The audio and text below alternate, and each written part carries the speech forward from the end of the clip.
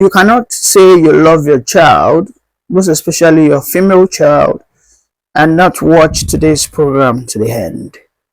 Because what we saw yesterday is a shocking revelation as to how religion has brainwashed some set of people that the general Nigerians have seen to be very educated. This was a very sad scenario that happened yesterday in a southwestern state where a man in his late 30s got married to a young girl of around 12, 13 years. This marriage was being set on a foundation of religious belief that in accordance to Sharia law, in accordance to Islam tenets, that your child, who is just barely an adolescent, she's not even a teenager yet, a 12-year-old girl getting married to an alpha in his late 30s. We have to listen carefully as a parent that this is not what religion should do to us as a people. Then in the other conversation of the day is how some elements, some Fulani extractions are saying that Arabic is a superior language, that indeed that Arabic is the language of God, therefore should become an official language in Nigeria across board, because after all, is Nigeria not a member of OIC, Organization of Islamic Countries? But again, in the northern hemisphere of this country, Arabic must be made compulsory for whether you're a Christian or a Muslim in their schools. These are the new agenda. That Arabic will be the official language that will be spoken in the life after, as written by Allah. Also, we have to pay attention. We have to listen carefully to this topic.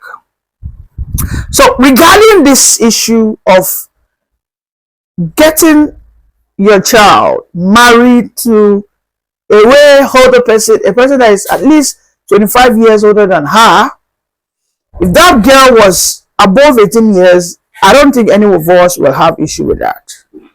But we have seen how Muslims come out to justify. There's this popular Islam guy in the United Kingdom. He is called Muhammad Hijab. Muhammad Hijab is an Islamic scholar who lives in the United Kingdom, who is always very evaporative when it comes to the defense of Islam. He has justified it that your daughter can get married even at the age of 10, 11, provided she has the hips and she has a breast protruding. He said, well, why should it be that the Western civilization will be the moral guard of Muslims? That a true Muslim should only respect the instructions, the guidelines that was originally set out by the Prophet Muhammad. It's on record that Prophet Muhammad got married to Aisha at the age of 8 or 9. And I've seen how hard or how difficult Muslims, Ummahs, try to defend that action of Muhammad. That he didn't sleep with Aisha until she became mature. And I do not find it reasonable to defend that. If that was the case, why did he have to get married to her? Did you sleep with them at night? But these are the beliefs that are still carried out even in the 21st century, wherein we see a Muslim guy getting married to a young girl of 12 years old, and when he is being questioned, he said it is in line with his religious belief. I have seen how so many Muslim faithfuls have defended that action, that she has every right, provided her parents give consent. Why not let her go? I have seen how so many people, in a bid to be defensive, say that, well, don't we also have child's giving birth in the south? If you go to Bielsa, you see a lot of children giving birth. That you see them, you see childbirth, early childbirth, even in the southeast. That in the southeast, you go there, you see what we call baby making factories. You see girls of 13, 14 years giving birth. So what's the fuss about? Because in Islam, they've decided to legalize it, and by extension, this has reduced a lot of single mothers, even at their early age. This is how they try to get defensive. I don't think anybody in the South will, in his right senses, legalize baby making factories. As far as they are concerned, these are illegals. And when they are caught, they are punished accordingly, according to the laws of the land. But when you, as a religion, question the sanity of our constitution, you say that, well, according to Islamic laws, which of course has been, should I say, stylishly integrated into the Nigerian constitution, that, well, we have Sharia, and according to the customary laws, you can decide to marry off your child at the age of 10 years old, when it is indeed an offense for a child not above 16 to 18 years to have sex. So you can see the way they've been able to circumvent. You can see that these laws, these tenets of Sharia, is an aberration to the commonality of our laws, because what it does is questions our common sanity. It questions our common agreement that children will stop being children as at the age of 18 years. When the child rights code says that a child will only stop being a child from the age of 18 years, but there's a law that comes out, backed by the same Nigerian constitution, that you can have Sharia law. And then what the Sharia law only concerns itself about is marriage, family affairs. So in this regard, the Nigerian constitution cannot have a say when the mother comes out and decides to say that my daughter can go and marry a 40-year-old man where she's at the age of 12 years old. So you can see the confusion. And this is why I've said it's important for you as a parent that you watch this. Now let us go to the issue of Arabic being an official language. Arabic is the official language that will be spoken in heaven. So therefore, everybody must be taught Arabic. That it should be made compulsory in the Nigerian schools across board.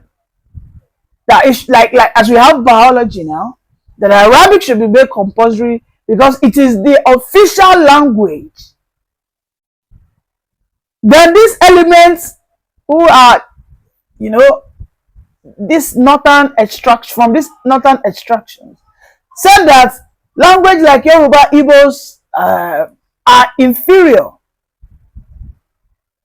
That there is no point learning it.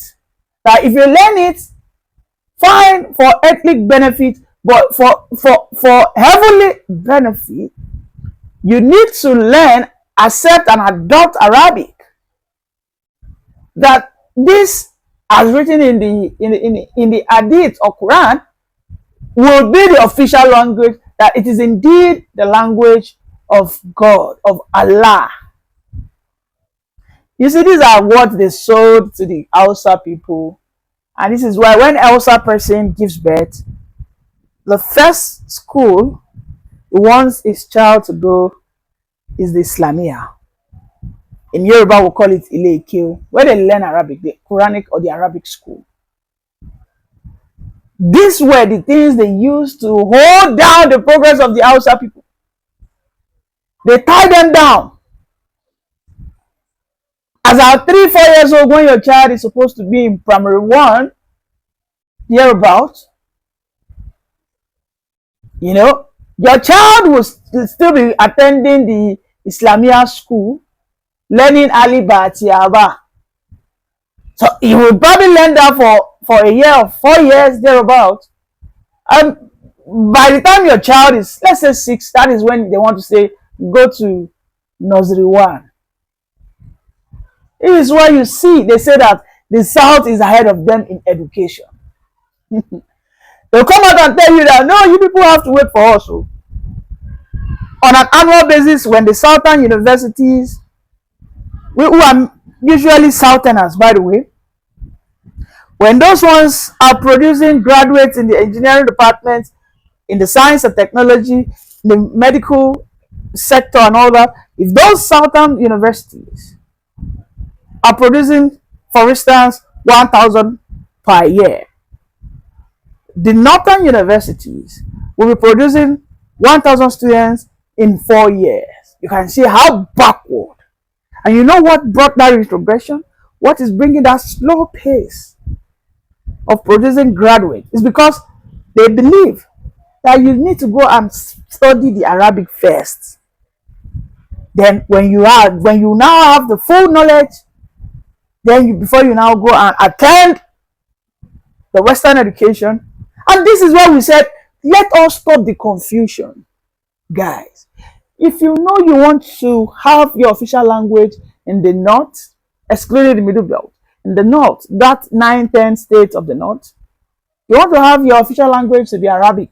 In fact, you want to be included as just as Egypt is where they call, was it Arabic, the Islamic world of Egypt, or Egypt Republic, Islamic Republic of Egypt, whatever it is called.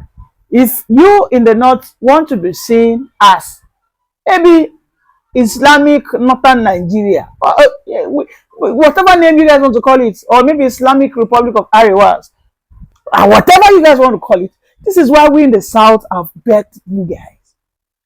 Haven't begged, you guys did not yield. Now we are supporting Tinubu, that Tinubu, Kukuma cut them off, break them. Let everybody, we don't need another civil war. We do not need another civil war. We don't need it. Let us Kukuma, you say you want to, we said let us go into school together. When I give birth, my child goes to crèche, from crèche, playgroup, from playgroup, again nursery 2, nursery 1, primary 1, or nursery 1, whatever the case, the structure is, you know, as a 5 years old, your child should already be in primary 1, but you as a 5 years old, as a northerner, because you believe that the official language in heaven is Arabic, so therefore you push that propaganda, you push that narrative, you brainwash your people that going to that school at that early age is totally wrong, that they should go to Arabic school first. And when my own child, as at 16 years, has graduated from secondary school, your own child as at 16 years is just getting to JS2 or JS3. By the time my child is 21 years, he has graduated. Your own child just want to graduate. My own child has graduated from university. Your own child just want to graduate from secondary school and probably start seeking for admission. And by the time my own child is working, when he wants to get an opportunity in the federal civil service, you tell me that there's a quota system. That okay, you know what? That slot we will keep it for this Abu that is still in SS3 when he comes out. So because he is not done, let us look for another northerner who can stand in for him. When he's done, he will come and occupy that space, because we are operating in quota system. You people cannot go faster than us. You guys are moving too fast. This is what they want. These are the propagandas the likes of Erufai and Co support. Because if you can tell us that a Muslim ticket would occur in a state that you know is polarized, there's dichotomy of religion, and you said that it's only a Muslim ticket that will last for at least 4 decades, then you can, of course, support such agenda. And you as El-Rufai, Malam, you have failed, reject you. If Ishawara does not get the ticket, does not win, if Peter Obi does not win, I tell you that as a collective, the South and the Middle Belt would rather ask Tinubu to continue, because we know he is a greedy man. He's a man who understands what it means to protect his own territory. He will not watch the Fulani to bring their own, overly rulership agendas into his territory. He will protect it, and if he sees they are going overboard, he will rather cut everything like a bread. And that is what, at this point in time, is a solution for Nigeria. Thank you. We have been seeing El-Rufai moving like a snake, a short man devil. We can see he has been going here and there, going to see the likes of Babangida, Atiku. I mean, he has literally been returning back to his vomit, people that he has been calling all names. His agenda is clear and simple. His agenda is simply to topple Tinubu, a southern presidency. As a southerner, we must never forget that Nasir El-Rufai, on record, has been the only governor that came out without any measure of coldness, of regard for the Christians. In southern Kaduna, he said it clearly that we will have a Muslim ticket in Kaduna for the next 50 years, and nothing can the Christians do. We can see how El-Rufai can be so divisive, how, because of political gains, he can be so desperate to break the political harmony, even if it's not there, but the little political harmony amongst the people, which are the Christians and the Muslims, how he doesn't care, he will break it and shatter it. Just some hours ago, El-Rufai and Atiku, they went to pay their last respect to Pa Edwin Clark. And when he was given the mic to speak, instead of El-Rufai to eulogize who Edwin Clark was, a man of valor, a courageous man, he was almost a lifetime chairman of the PANDEF. But instead, El-Rufai see the opportunity to market his new political agenda. Regrouping already. He is now trying to toast the South into the divide, his own side. The same El-Rufai now said that when Obasanjo was in power, that it wasn't Obasanjo that was doing the magic.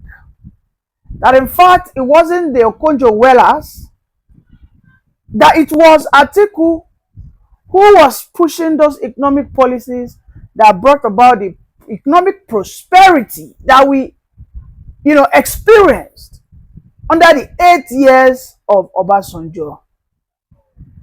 Don't forget, it was this same Nasir El-Rufai who, in his book, wrote that Atiku single-handedly sold all the national assets to his friends and colleagues who are cronies, a national asset that worth, let's say for instance, $500 million. They sold it for a penny. They sold it for a sum of not even up to the 10% of its original worth. Look at the Delta Steel Mill. The Delta Steel Mill worked around $300 million. They sold it for $30 million to a friend of Atiku. These are the people El-Rufai is now trying to repackage. I want you to join me and say, Olule. As an Igbo man, as a southern man, join me and say that word again. Nasir El-Rufai and the northern oligarchs. You see those Fulani hegemony? Say it again. Olule. Some days ago, El-Rufai came out. He rubbed it on all our faces. He told us in the South, he said nobody can become a president if the North does not anoint it. Oh, have you forgotten? Well, that is it on the screen. He said it. He said the South can never be anything if the North, and most especially the Northern cabals, which in this regard are the Fulanis, that if they do not anoint you, nowhere you go nowhere. And then he cited the examples of Peter Obi, he cited the example of how the North were the ones that gave Tinubu over 50 to 60% of the vote that made him who he is today. You know, it was the same El-Rufai that led the campaign of Muslim ticket. You know, he started preaching. He didn't give a damn if that Muslim ticket was an affront to what we call religious unity and religious tolerance. They did what has never been done in the history of Nigeria. They brought a Muslim ticket. But neither did he know. Neither did he know that it is this same Muslim ticket that the Southerners, surprisingly to them in the North, that even the Igbos are now pushing on the mantra that Tinubu must complete his 8 years. That nobody even cares about Obi anymore. You know, El-Rufai wants to use the moment, the current atmosphere, wherein one of his political godfathers, Ibrahim Babangida, said that that coup is not an Igbo coup, that, you know, it was just an agenda set by the British colony or British masters, that, well, at this point, the Igbo should forgive them. So he wants to use that moment of grief, a weak point wherein the Igbos are grieving.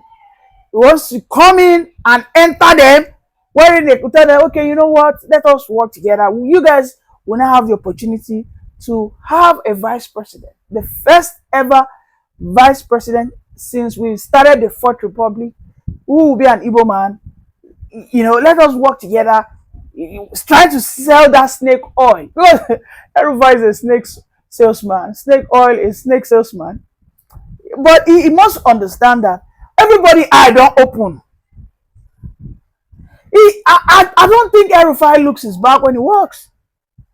You know, El-Rufai is bargaining with North. He doesn't even know that the Middle Beltans have left them behind. Oh boy. He does not know that the Middle Beltans now, there is a very wide river that has crossed their path. Now that the Arewas now can no longer say that the Middle Beltans can be called into their divide. Those ones have said, we are going with the Igbos. We are ready to go with the South. If what comes to us, we will go with the Southwest. El-Rufai must be taught a lesson. And I'm loving what is going on. Because in the Nigerian polity today, I love the fact that my Igbo brothers, and of course, my South, and even the Southwest, we've all come to the realization, and I must not forget my Middle Beltans too, the likes of the Plateau. I must not forget them, that at this stage, everybody's eyes have been wide open, like we don't see them clearly, like like whenever Tinubu came with, good intention reforms, like, well, in Katsina today, you have said that you don't want to have a beer parlor, you don't want to have an open bar, no hotels should sell alcohol, and then you now said all the ladies must cover their head, from the tip of their hair, every strand to the tip of their leg must be covered. That you've said. And then those Southerners that are living in Katsina have agreed. But when it is the point that we now need to share IGR, internal generated revenue, you now stretch down your holy hand to collect unholy and unholy money. Who does that? The El-Rufai that is chorusing Muslim, The El-Rufai that has been alleged for ethnic cleansing in southern Kaduna, all through his 8 years, he led the cause, they led the charge to collect VAT generated from alcohol consumption. You know?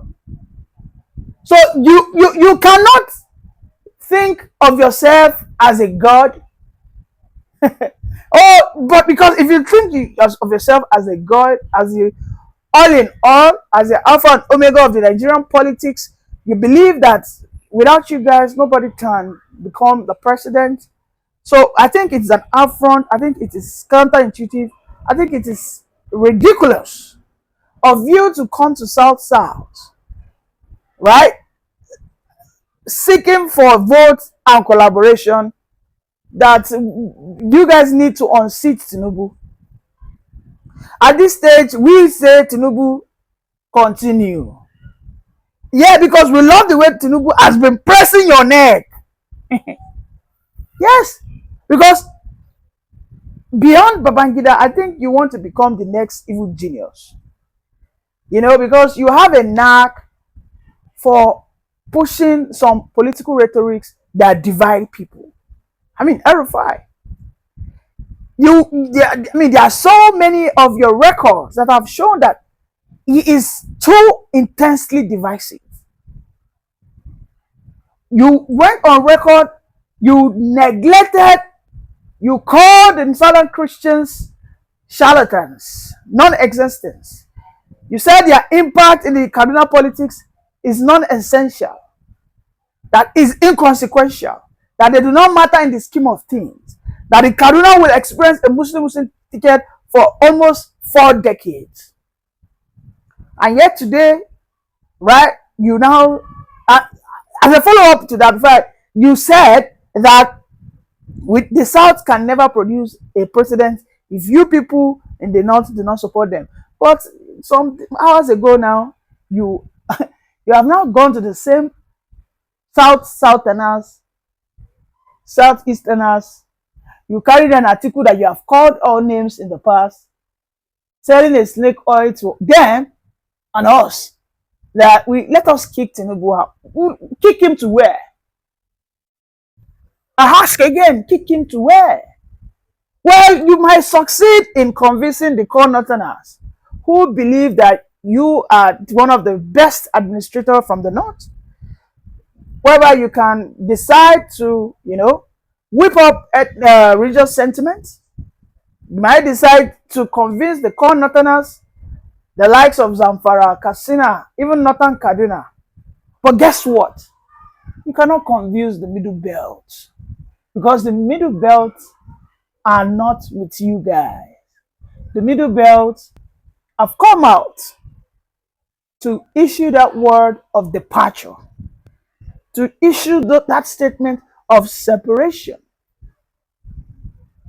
that we will no longer follow the political direction of the core Northerners, that we will not follow the political direction of the Northern Fulanis, that at this stage we want to be on our own, we want to be progressive, and it seems that for us to be only to achieve that vision of progressiveness, this is when we parley, we go into alliance with the Southerners, the Southeasterners, the Niger Deltans, the Southwesterners, the likes of Nupe and Co, which are Middle Belt. Of course, they have more affiliation with the Southwesterners, the Co guys, the Lawrence.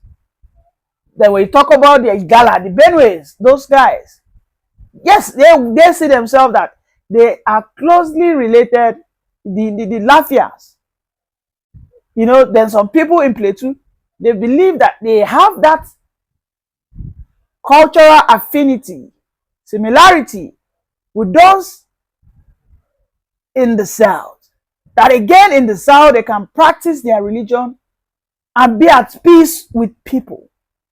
Not another notion wherein these are followers of El-Rufai, not El-Rufai, but his followers are not even propagating